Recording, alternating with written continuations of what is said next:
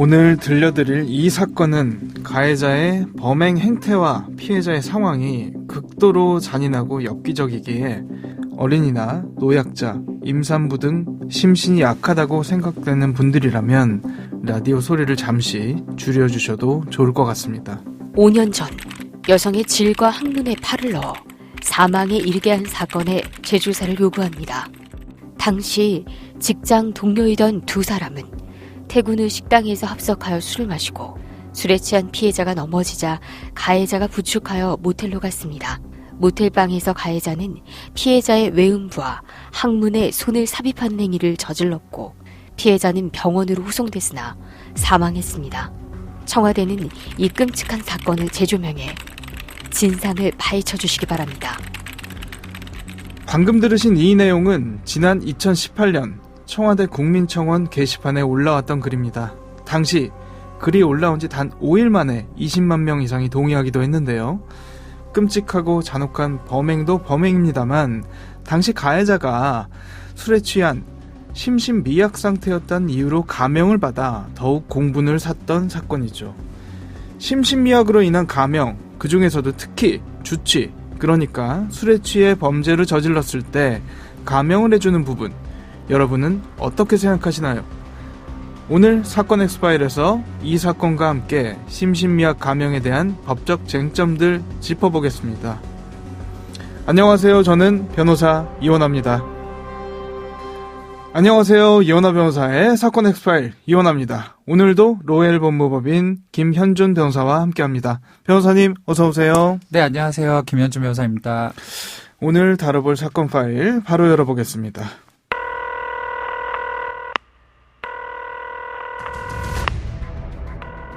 사건은 보이는 것보다 가까이에 있다.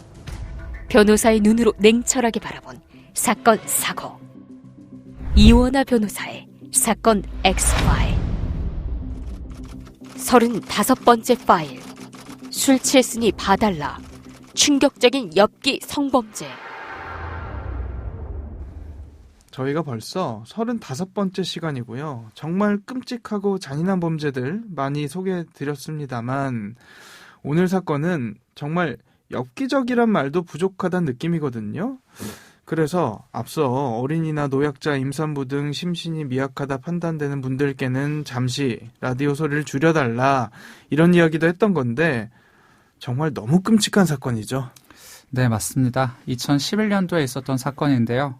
피해자는 38세 여성으로 퇴근 후 식당에서 직장 동료인 가해자와 함께 합석하여 술을 마셨습니다. 술에 취한 피해자는 가해자의 부축을 받아 모텔로 가게 되었는데요. 모텔에서 가해자가 피해자의 외음부와 항문에 손을 삽입하는 유사 성행위를 하였는데 그 과정에서 피해자가 사망했던 사건입니다. 이게 손을 넣기만 하고 끝난 게 아니라 일부 장기를 뜯어냈다기까지 하는데요.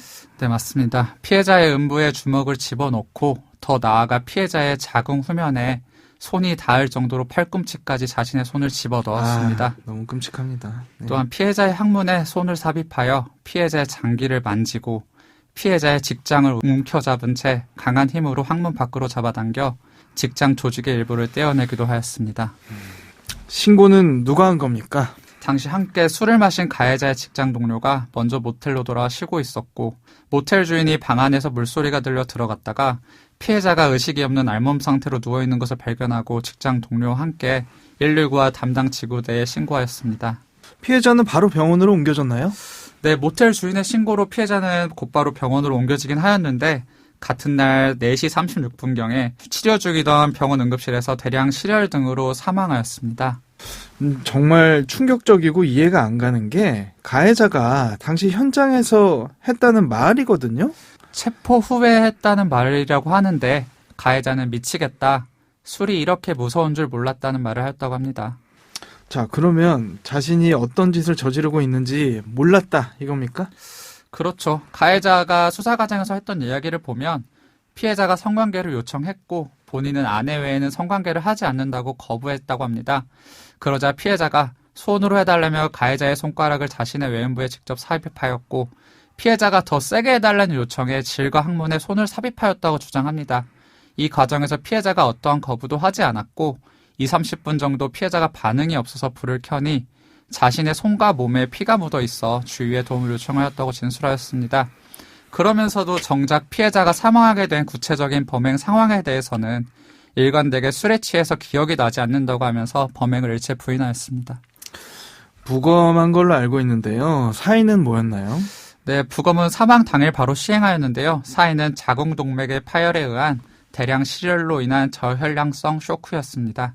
당연히 재판에 넘겨졌을 테고 중요한 건 어느 정도 처벌받았는가, 합당한 처벌받았는가 이 부분 아니겠습니까? 재판 결과 어땠나요? 1심 재판부는 검사가 적용한 중강제치사에 대해서는 무죄를 선고하면서도 예비적 공소사실인 상해치사죄에 대해서 인정하여 징역 5년을 선고하였습니다. 당시 피고인은 통상적인 성행위 중 발생한 상해다라고 주장하면서 상해의 고의가 없었다는 점과 술에 취해서 심신미약의 상태에 있었다라는 두 가지 점을 주장했었는데요.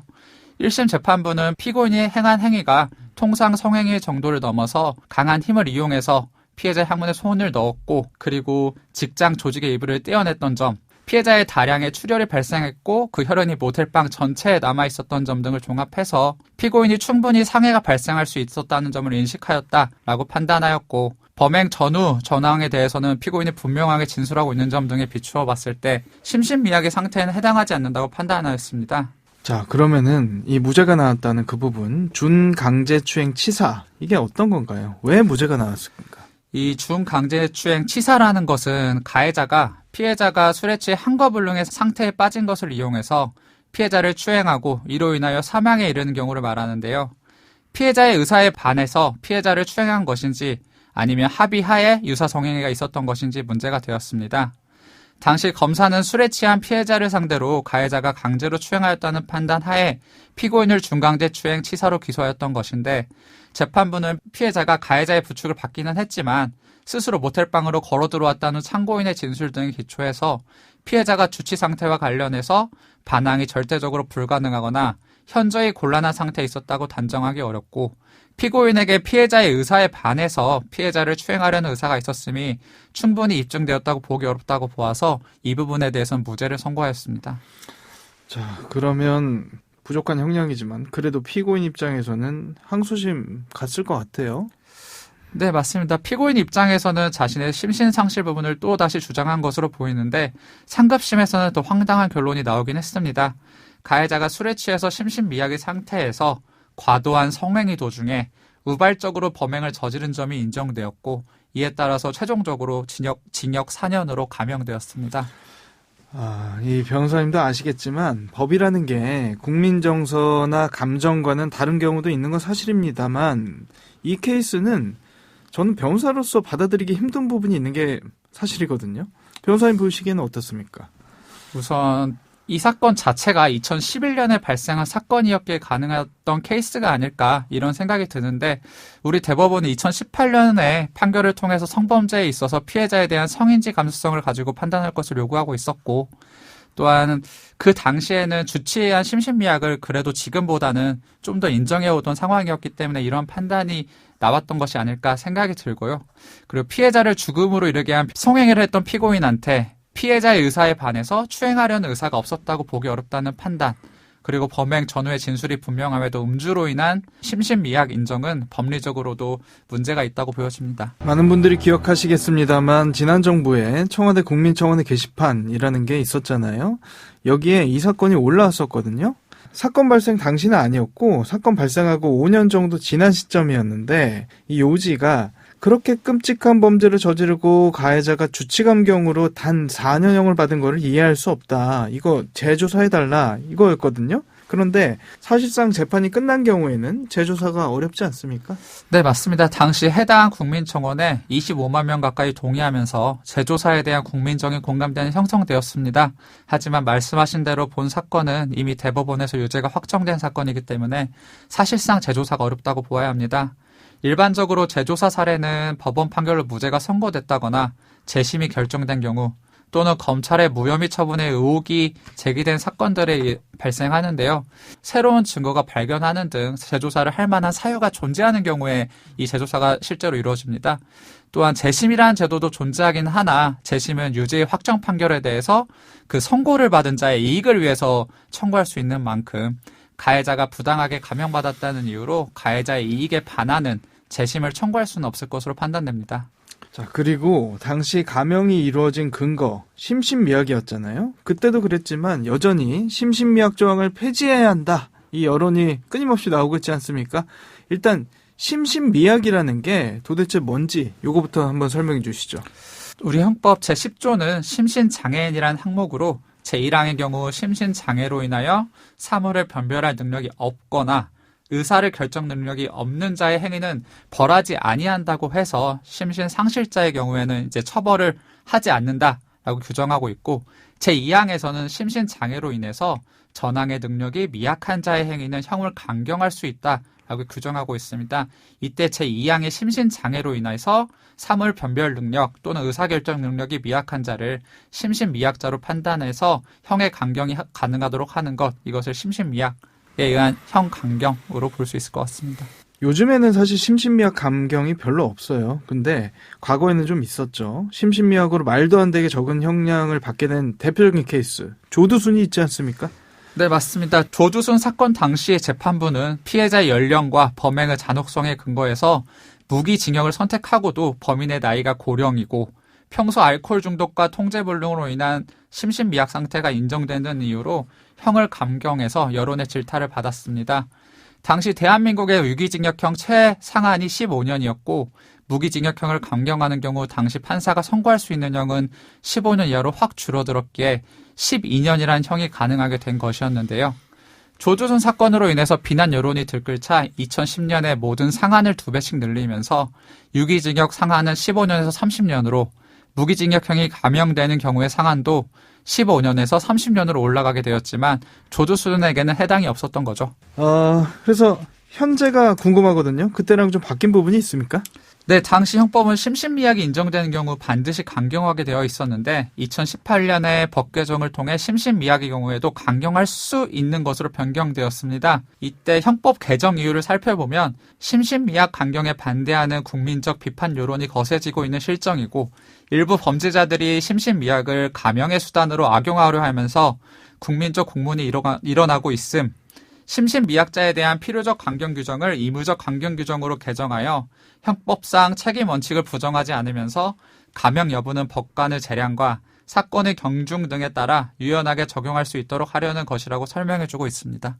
네. 그런데 이게 법적으로 보면 굉장히 큰 차이가 나지 않나요? 감경한다 해서 감경할 수 있다, 이렇게 개정됐다는 건데 청취자분들이 듣기에는 이게 무슨 차이가 있나, 뭐 말장난 아닌가 이런 생각할 수도 있을 것 같거든요. 네, 맞습니다. 강경한다는 필요적 강경이라고 해서 심신미약을 인정하게 되면 반드시 강경을 하여야 하는데 반해서 강경할 수 있다는 것은 심신미약이 인정되는 경우라도 여러 사정을 바탕으로 판사에게 판단할 수 있는 여지를 주기에 큰 차이가 있습니다. 특히 여기서 말하는 감경은 법정형을 2분의 1로 줄이도록 되어 있기 때문에 인정 여하에 따라서 매우 큰 차이를 들 수밖에 없는데 이 큰 차이를 발생할 수 있도록 만들었다는 점에서 이 두 가지 점은 상당히 차이가 있다고 보여집니다. 그러면 심신미약 중에서도 특히 더 여론이 안 좋은 부분이 주치, 그러니까 술에 취해서 몰랐다, 이 부분이거든요. 폐지 목소리도 나왔었는데 달라진 부분이 있습니까? 네, 국민적 공분이 커지자 2012년에 대법원 양형위원회는 강간, 주치, 폭력, 살인, 절도 등 취중 상태 범죄에 대해서는 감형 기준을 강화했습니다. 국회도 2014년에 성폭력 범죄의 처벌 등에 관한 특례법 등을 개정하면서 음주로 심신장애 상태였다고 하더라도 성폭력 범죄를 저지른 경우에는 감형을 제한하도록 하였습니다. 하지만 특별법의 양형 기준은 재판부의 재량에 맡긴 형식이기 때문에 강제성이 있지는 않았습니다. 또한 취중 범죄의 감형을 아예 금지하는 법안도 여러 차례 나왔지만 대부분 국회에서 논의되지 못하고 폐기되었습니다. 형법 10조는 본질적으로 심신장애가 있는 자의 경우에 일반인에 비해 책임 능력이 부족하다고 보아서 형을 강경해 줄 수 있도록 형법이 규정하고 있는 것인데, 이는 심신장애로 의사결정 능력이 없어 책임이 없다면 처벌할 수 없으며 책임이 부족하면 처벌도 그만큼 가벼워야 한다는 형법상 책임주의 원칙에 근거한 부분입니다. 현재도 여론은 주치로 인한 심신미약 감경을 폐지하는 입장이 다수이나 법조계에서는 정신장애는 감경이 되고 음주는 감경이 되지 않는 법적 일관성 결여로 형사법의 대원칙인 책임주의를 훼손하게 될 수 있다는 보수적인 의견이 지배적인 것으로 보입니다. 변호사님의 개인적인 생각은 어떠십니까? 사실 법 개정으로 인해서 심신미약에 대해서 감형이 필수적으로 이루어져야 하는 상태는 아닌 만큼 이제는 임의적 감형이 가능한 심신미약 상태가 어느 범위까지 이루어져야 하는지 논의가 필요한 단계가 아닐까 싶습니다. 특히나 주치로 인한 범행의 경우 혐의 감경이 아니라 되려 가중되거나 별도로 명정죄로 처벌하는 해외 입법례들 역시도 있을 만큼 주치 감경을 인정하는 것 자체에 문제가 있다는 점은 분명히 인식하고 있습니다. 그렇기 때문에 주치 감형은 극히 예외적인 경우에 한해서 적용하여야 될 것이고 주치가 범죄에 대한 변명이 되어서는 안 되도록 하여야 할 것 같습니다. 사건 엑스파일 오늘은 보도될 때마다 여론을 들끓게 만드는 대표적 감경사유죠. 심신미약, 형법 제10조 제2항에 대한 이야기 나눠봤습니다.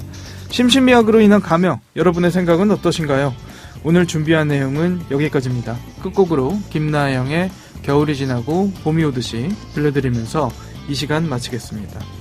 여러분은 모두 변호받아 마땅한 사람들입니다. 사건 엑스파일! 여러분 고맙습니다.